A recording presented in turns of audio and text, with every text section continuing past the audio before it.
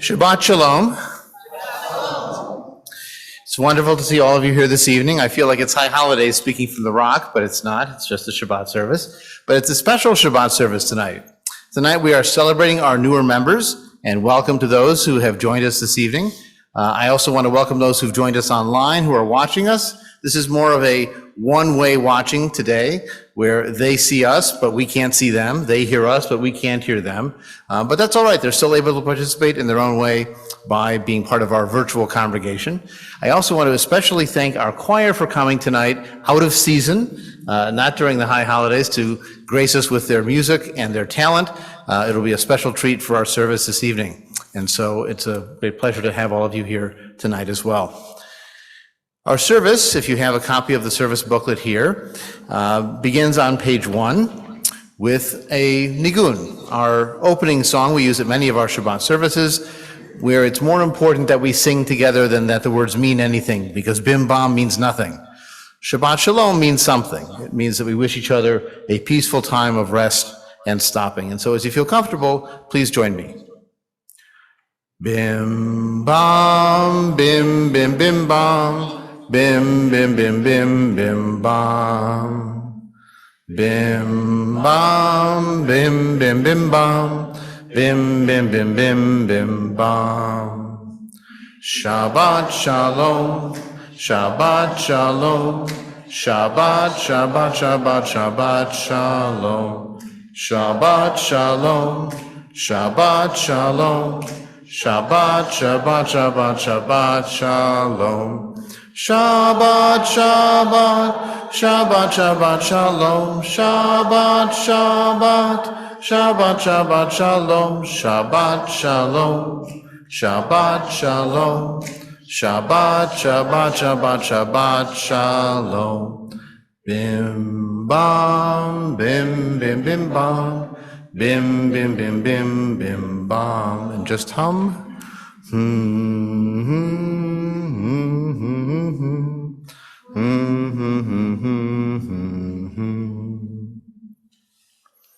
Shabbat Moment by Marge Piercy. A scarf trailing over the lilac sunset, fair weather clouds, cirrus uncinus, silk chiffon.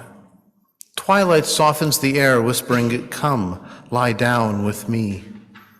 Untie the knots of the will, loosen your clenched grip, barren hills of bone.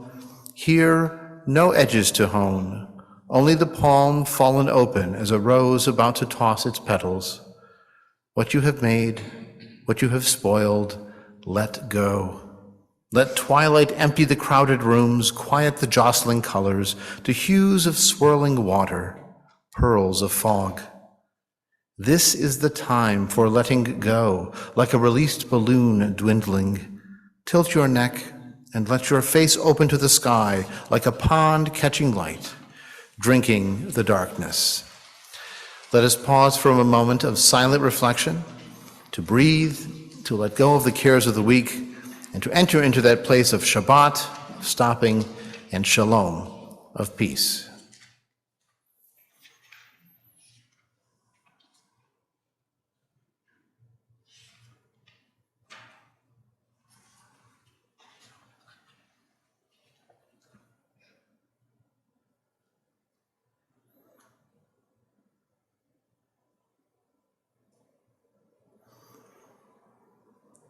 As we re-enter our service, we begin our service with a symbol common across the Jewish world to mark the beginning of Shabbat. It is the lighting of 2 candles.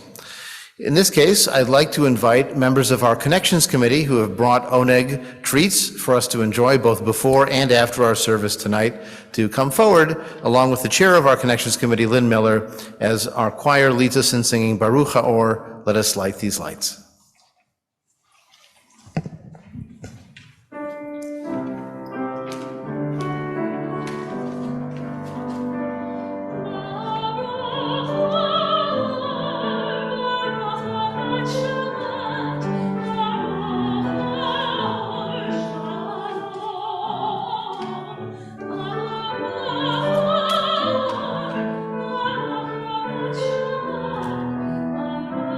Ah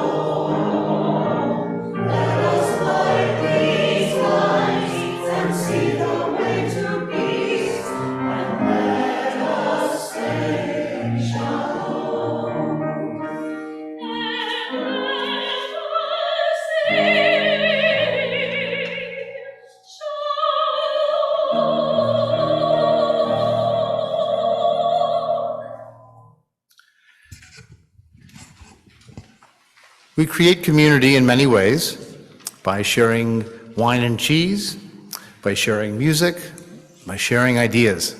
In fact, the celebration this evening is a celebration of our community, our connections we make with each other and with the wider world. So when we share wine, we think about those connections and we rededicate ourselves to fostering deeper, wider, more meaningful ties to each other. So this evening I'll sing our Kiddush in Hebrew. Those who want to join me, please do. And then we can say the English all together. Savri Maranan V'Rabbanan De Etmol Kiddashnu Et Hayayin Savri Maranan V'Rabbanan De Hayom Baruchim Aborim Pri Hagafen HaShabbat Mesamchenu HaShabbat Merapenu Legufotenu Lenafshotenu HaShabbat Me'ashreinu Baruchim HaShomrim Et Yom HaShabbat. In English, the rabbis and sages of old proclaimed, "We sanctify this wine."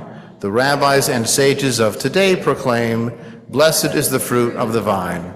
The Shabbat makes us joyful. The Shabbat heals us in body and in spirit. The Shabbat enriches us. Blessed are those who keep the Shabbat. L'chaim, l'chaim, to life.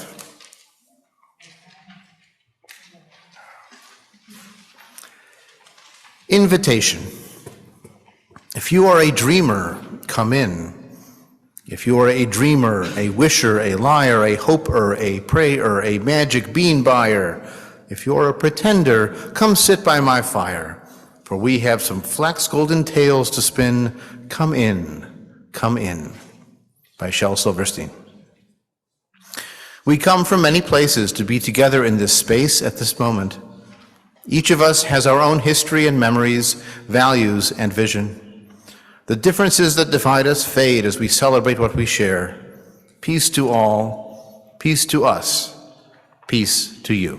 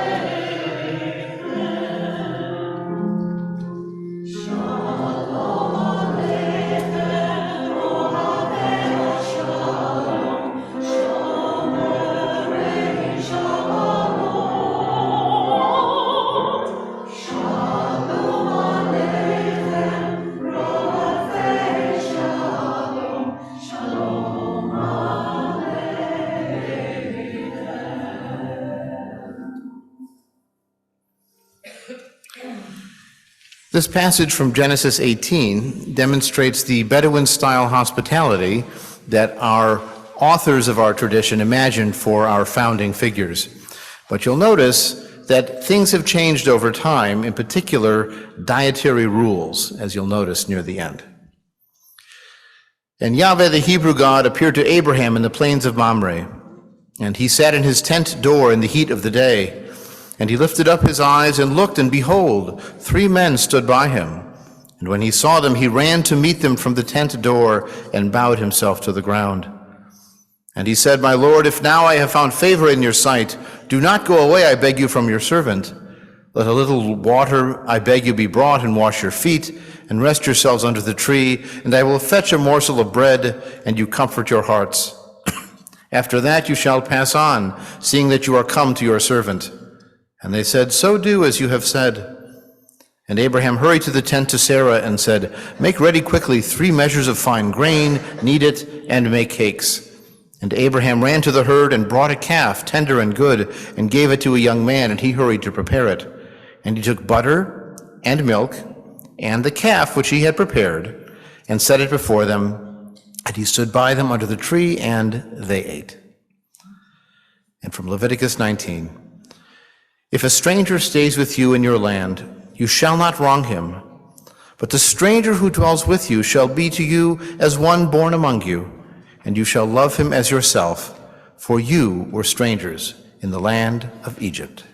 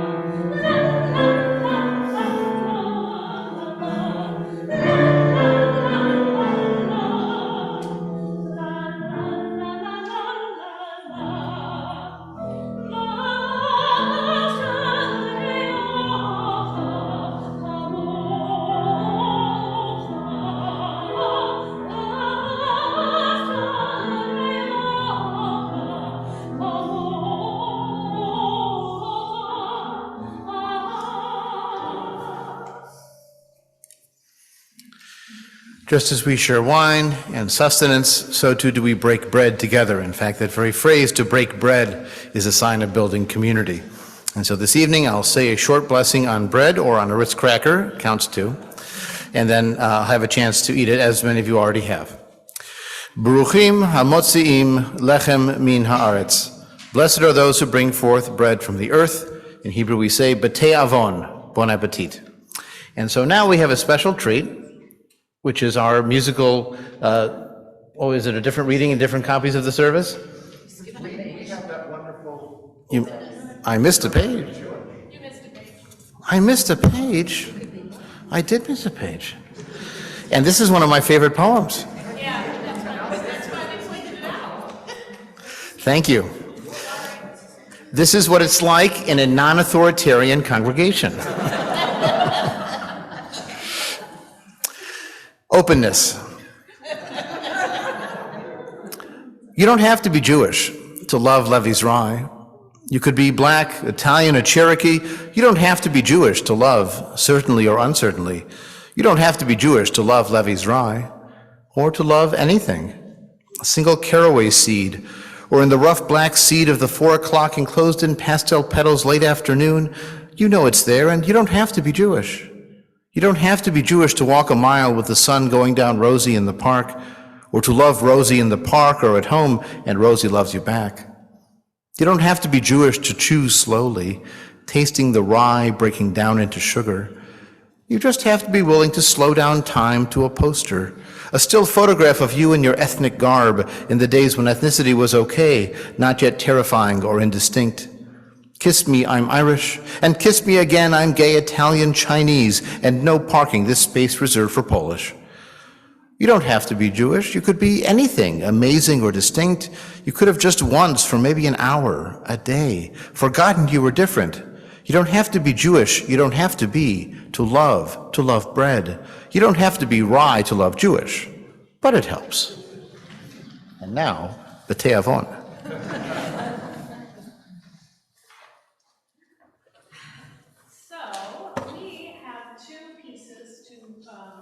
sing for you right now. The first one is a piece called I Was Here, and you'll notice some little trios happening, actually women. Do you wanna come over here and be standing over here with them? It's probably a nice idea. And it's called I Was Here, and I first heard this on, I listened to Sirius XM Broadway radio. And I was listening, and I heard Kristen Chenoweth singing this song, and I was searching for a song to sing for my son Noah's bar mitzvah. And I heard these words, and I thought, this is perfect. This is perfect for bar mitzvah. And then I liked it so much that I found a choral version and have incorporated it into the choir. It's called I Was Here, and it has a really lovely message. It's not from a musical, just so you know. I get that question all the time. Is that from a musical? What musical? And then the second piece is one of our favorite pieces that we like to sing, especially because it highlights my wonderful men section. It's called Long Kula, will be our second piece.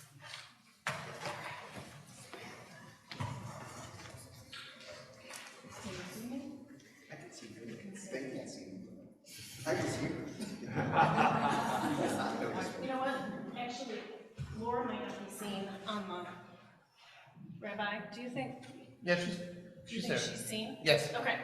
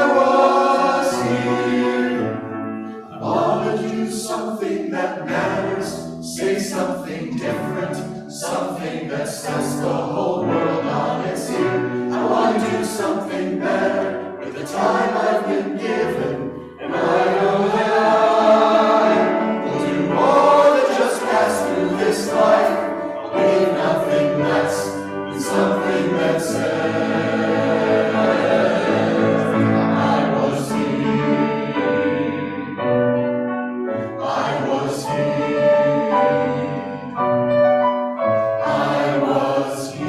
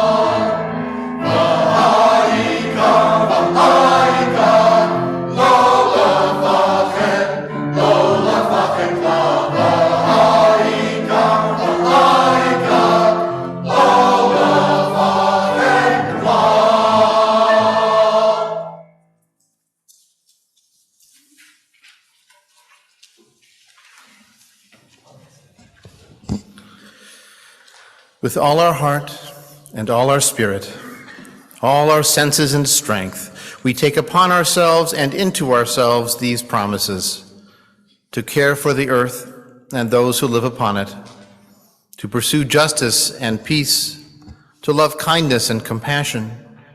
We will teach this to our children through the passage of the day, as we dwell in our homes and as we go on our journeys, from the time we rise until we fall asleep. Please join me in saying the bolded text. And may our actions be faithful to our words, that our children's children may live to know. Truth and kindness have embraced, peace and justice have kissed, and are one.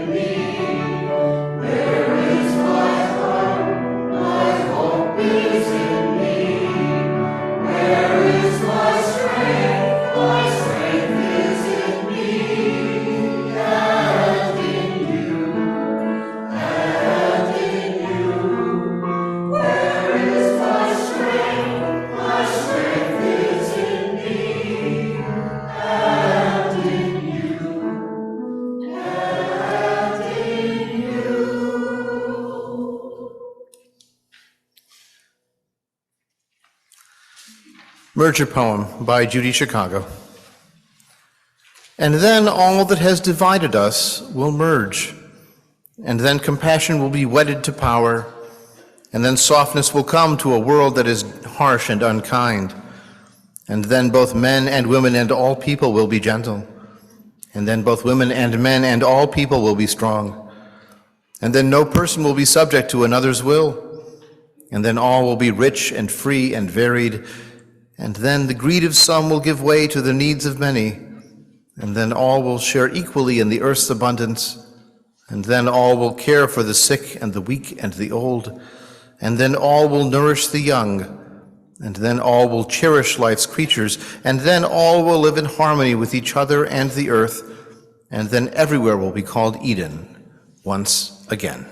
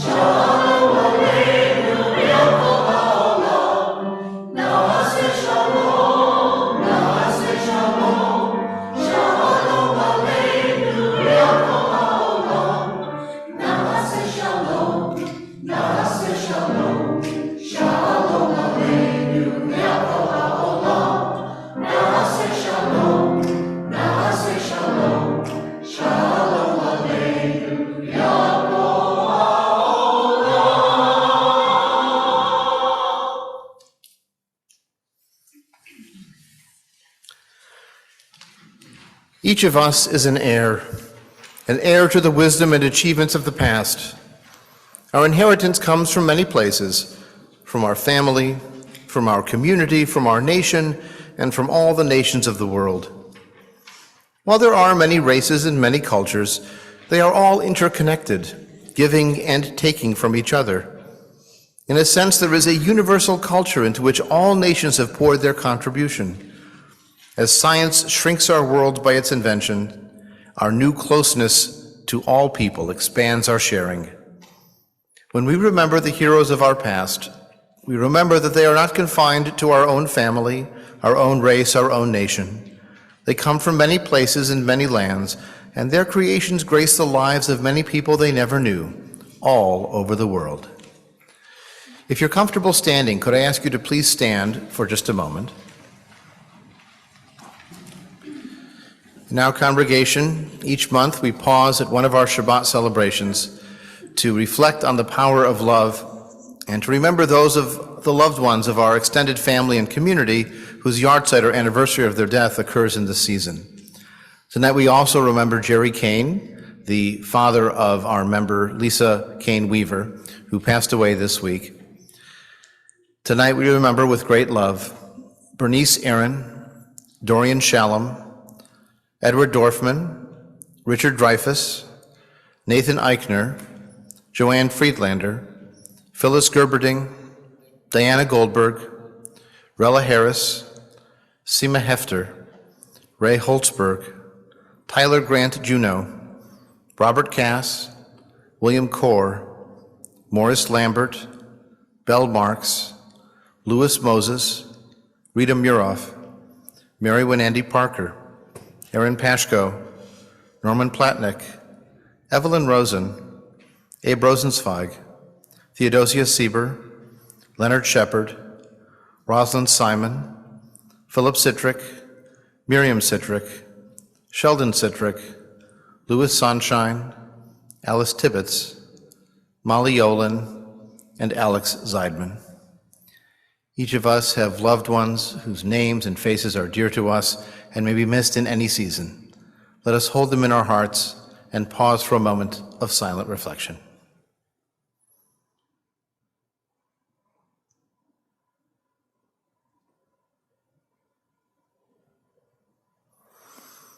In the Hebrew Bible, in the book of Proverbs, we read, Zecher Tzadik Livracha. The memory of a good person is a blessing to us. Please be seated as we hear a song of love.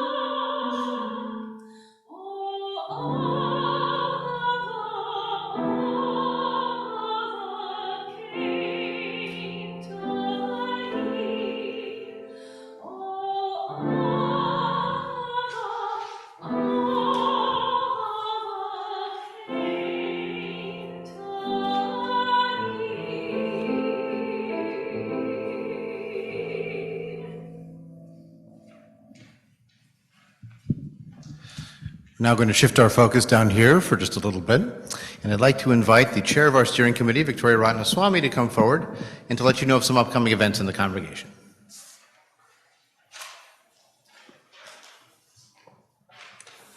Shabbat Shalom, everyone here and here and on the camera. I'm going to let you know of some upcoming events, and also as a reminder, the links for all of these events are in the weekly email and they're in our calendar. And if you have any questions, always contact Jeremy Owens in our office, info@kolhadash.com, or our rabbi. So I'm just going to give you some highlights, and if you're interested, you can follow up. First is tomorrow, right here in this room at 10:30 in the morning, the B'nai Mitzvah of Jordan and Olivia Cohn, the children of Amy and Jason Cohn. The next day, Sunday, April 23rd at 9:30 a.m. at Deerfield High School. This is during Sunday school. Our adult education will meet, and the topic is Humanistic Issues, Dealing with the God Question. The following day, Monday, April 24th, and all the Mondays, at 11:30 a.m. at Dimitri's in Deerfield, the women's group plays canasta. Tuesday, April 25th, 7:30 p.m. on Zoom, adult education, and the topic is Humanist Issues, Imagine No Religion. Thursday, April 27th on Zoom at 7:30 p.m., the Science Fiction Book Club will discuss Snow Crash by Neil Stephenson. On Friday, April 28th and May 12th and 26th, the Values and Action Group meets at the Highwood Food Bank. So this is in the Fort Sheridan Metro parking lot. So Fridays, 2:45 to 5:30 p.m. If you have questions, please contact Tony Bellotti. Next Friday, April 28th, Zoom only at 7:30, our next Shabbat service. The topic is the holy and the profane. On Saturday, April 29th at 6 p.m. is our beloved progressive dinner. Starting at 6 p.m. and the theme is Happy Days Are Here Again. The Secular Week of Action, there's an all-congregation volunteer session. That is Sunday, April 30th at Deerfield High School from 9:30 to 10:30. You can register online and bring items for the ARC. You can see out in the lobby, some of the items have been collected, and you can also bring these items to the progressive dinner. If you look in the Wednesday email, you can find the list of the items that they're looking for that you can bring. And finally, Kol Hadash has talent, and so do you. So our annual June fundraiser is looking for raffle prize donations and to donate your talent. So please contact David Hirsch. You can talk to him in person right here or at development@kolhadash.com. Thank you, and Shabbat Shalom again.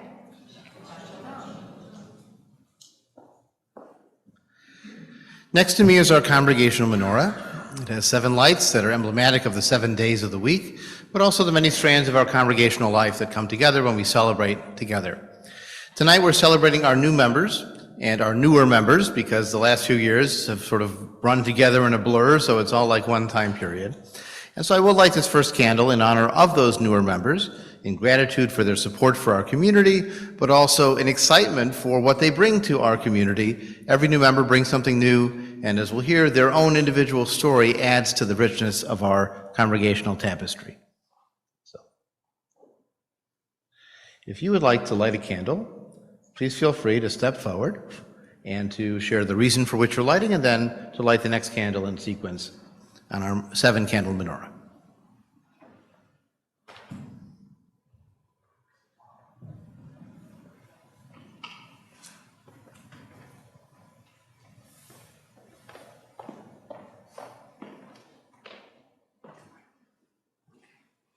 So I'm Ken Burke. This is my wife, Laura. Most of you know us already in various ways through Kol Hadash, and we've been members since 2005. And we're lighting this candle in honor of our daughter, Shannon, who will be starting UIC in the fall. She graduates May 24th, and we're very excited about that. We're also excited she will be working over the summer, June, July, and part of August at her camp. She'll be not a counselor, but working in the kitchens, which should be an interesting experience. It sounds like a lot of hard work for not a lot of pay. So a good life lesson. But I also want to thank Kol Hadash. Shannon had her baby naming, her stuffed animals baby naming, her bat mitzvah, her confirmation, and so now she's going to be an adult. So we've graduated one.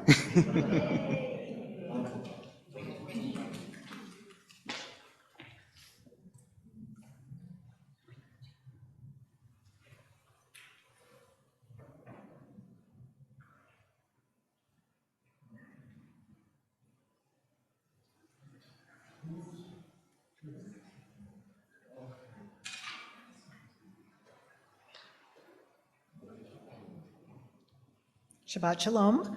I'm Sheila Sieber. Most of you know me. My husband and I have been members of Kol Hadash since 2009. And tonight I would like to light a candle of thanks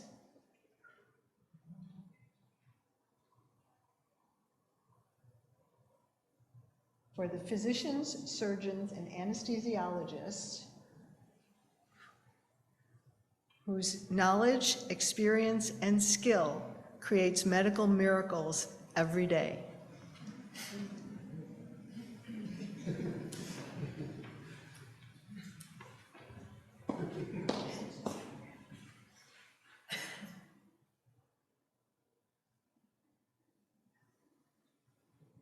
What am I doing wrong?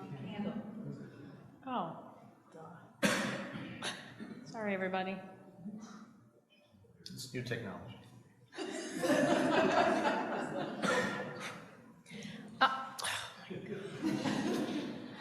I'm Ellen Apley, and I don't know how to light candles. I won't quit all my other jobs. I am lighting this candle for 2 reasons. One, I want to thank my wonderful choir. I mean, they're not all here, but these devoted, wonderful people who came tonight to sing for all of you. I love when the choir gets together and sing. So anytime there's an excuse and I get enough people who are willing to come and sing, it's a pleasure. And the other thing I want to say is I just got a text earlier today that my nephew, so my parents have 7 grandsons. Simon, who's not here tonight because he's at a math meet, state math meet at ISU tonight for tomorrow. But Simon is their youngest grandson. Noah is their the second youngest. Hi, Noah. And just found out that my nephew, my oldest nephew, my brother Jeff is my oldest brother. My nephew is engaged. Adam is engaged, finally asked his longtime girlfriend, Ashley, to marry him, and she said yes. So I'm lighting that candle for that, because we just found out.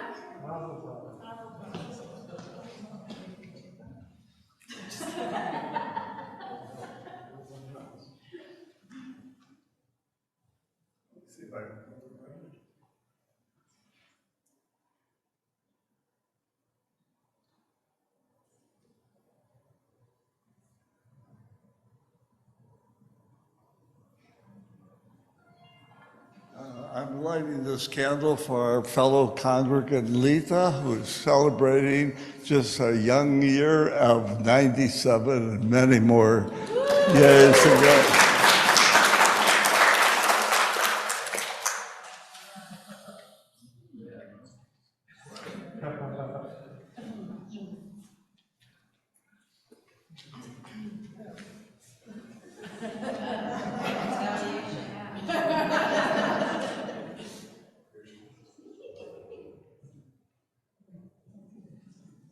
After that, I guess I've got to light a candle. Also, for my daughter, who has a birthday tomorrow.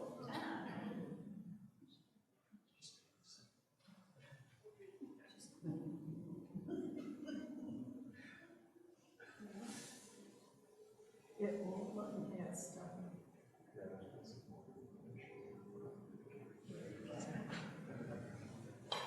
So April seems to be the birthday month for my family.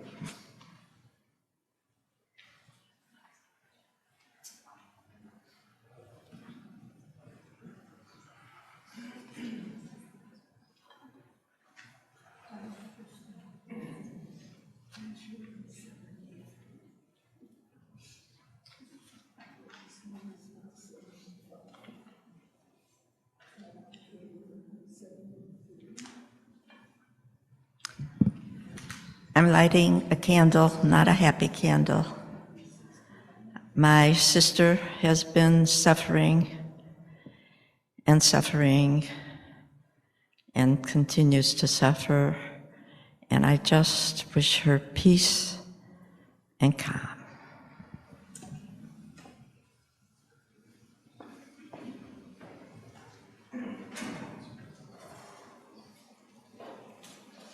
We have one more song to sing for all of you, and it is a mashup of Shalom Congregation Having Shalom Laying. You guys have been coming to my holiday services, you have heard the choir sing it. It's a fun, happy song, and so we're going to sing for you.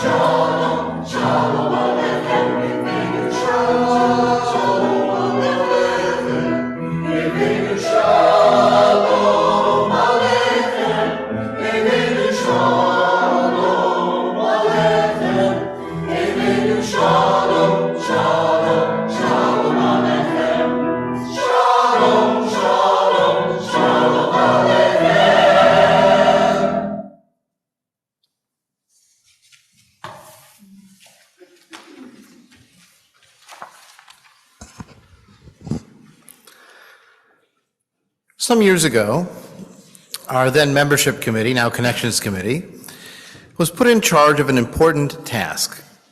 It was to come up with a new slogan for Kol Hadash. We actually opened it up to the congregation to offer submissions. We didn't quite make brackets to break it down, but we voted and voted again and tried to choose our favorites. And in the end, what we settled on was, "In good we trust." We thought it made the point very nicely, that we value ethics, and you might know another phrase that sounds a little bit like "in good we trust," and we're not that. But I liked some of the runners-up that didn't quite make it to the final cut.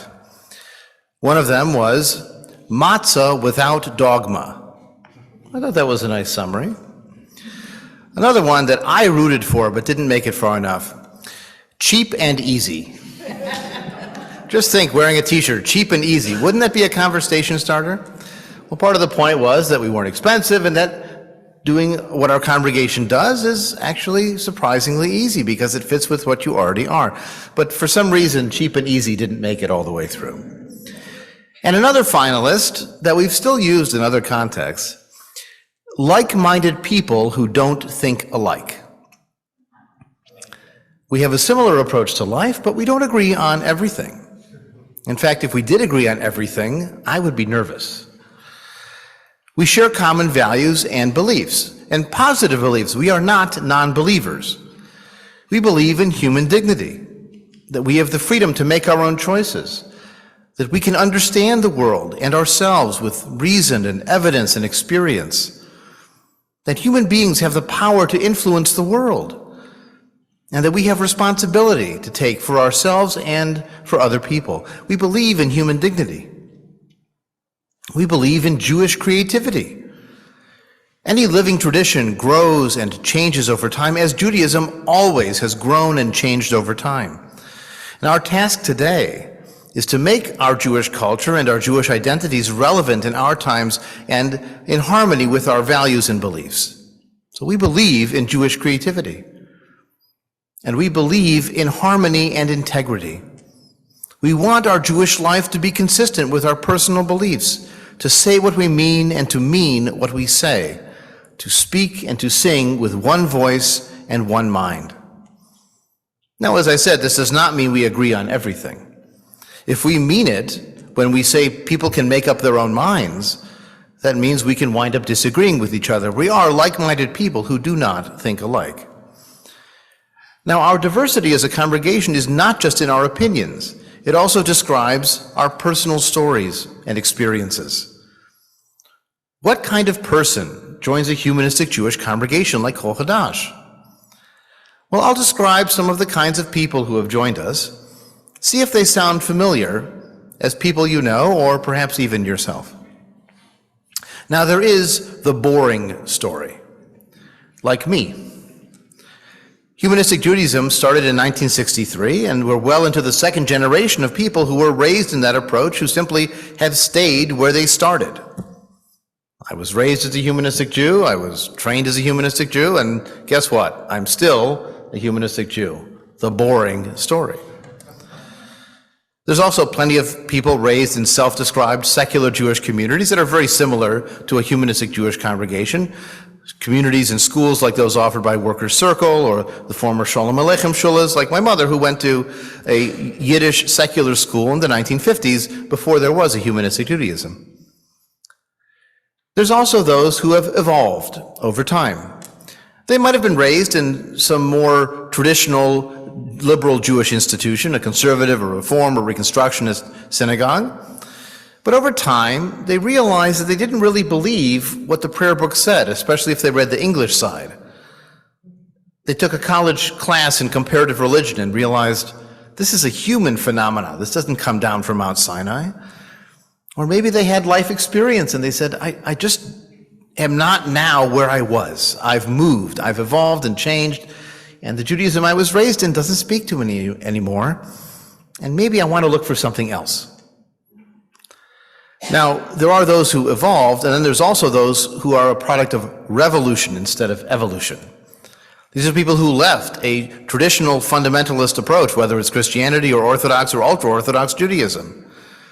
They were exposed to the conclusions of science and archaeology. They went on that thing called the internet, and they found truths that didn't fit with what they had been told had always been true. And they found other Jews who did things differently than the way they had been told Jews always did things. They may themselves have found their own identities were beyond the boundaries allowed by their tradition in their own LGBTQ identity. And they may have decided that an insular community that assumed that all truth was within and all authority resided in the rabbi or the rebbe was just not for them. They needed something else. And they went out and left and escaped to seek it. There are also those who are a product of the mixing with the broader world. It's been a feature of Jewish life for the last generation and a half. It's what we used to call interfaith families, what we sometimes call intercultural families, although nowadays we just call them Jewish families, if they so identify. It's someone who found a loving partnership with someone from another religious or ethnic heritage. And this partnership raised questions about their own Judaism. And they realized that their Jewishness was really a cultural identity. And they found that a cultural Jewish identity with a human-focused philosophy was the best fit for their family, and that's why they found us. Often the non-Jewish partner in that partnership was not that religious themselves. So it wasn't really interfaith as if they believed radically different things. It was intercultural because they came from different cultural and religious heritage. And our approach, combining a secular philosophy of life with Jewish culture, was a great fit for that family.